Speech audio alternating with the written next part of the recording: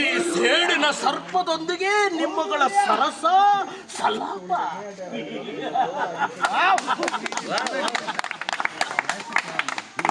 ಸರಸ ಸಲಾಪ ಹಿಡ್ಕಂತೀವಿ ನೋಡ. ಸೇಡಿಗೆ ಸೇಡು, ರಕ್ತಕ್ಕೆ ರಕ್ತ.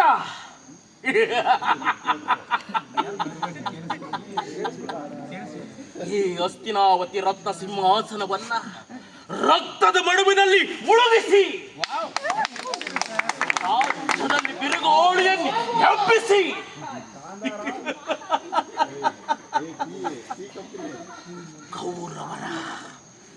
ಕೌರವರ ಸಹೋದರರನ್ನು ರಣಹದ್ದುಗಳಿಗೆ ಔತಣವನ್ನು ಮಾಡಿಸಿ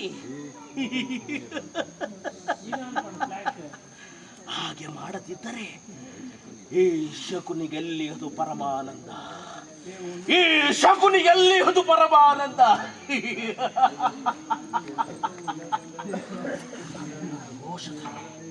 ನನ್ನ ದೇಹದಲ್ಲಿ ರೋಷಾಗ್ನಿ ಜ್ವಾಲೆಯು ಹೊತ್ತು ಉರಿಯಲಾರಂಭಿಸುತ್ತಿರುವುದು.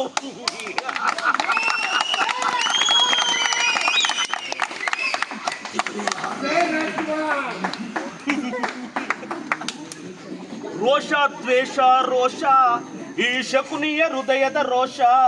ರೋಷ ದ್ವೇಷ ರೋಷ ಈ ಶಕುನಿಯ ಹೃದಯದ ರೋಷ. ಮಾಡುವೆ ನಿನಗೆ ಮೋಸ,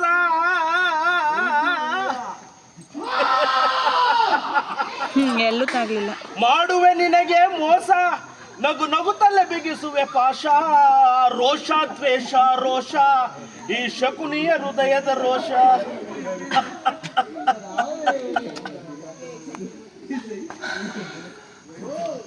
ಮನಸ್ಸಿನ ದುಸ್ಸಹ ಚಿಂತಾಗ್ನಿಯಿಂದ ಶರೀರವು ಉತ್ತೈಸುತ್ತಿರುವುದು. ಕೌರವೇಶ್ವರ, ನನ್ನ 100 ಮಂದಿ ಸಹೋದರರನ್ನು ಬಂಧನದಲ್ಲಿ ದಿನಕ್ಕೊಂದು ಇಡೀ ಅನ್ನ, ಒಂದು ಒಳೆಲ ನೀರನ್ನು ಕೊಡುತ್ತಿದ್ದೆ. ಆ ಇಡೀ ಕೂಳನ್ನು ನನಗೆ ಕೊಟ್ಟು ತಾವೆಲ್ಲರೂ ಉಪವಾಸ ಮಾಡಿ ಒಬ್ಬೊಬ್ಬರಾಗಿ ಸತ್ತರು.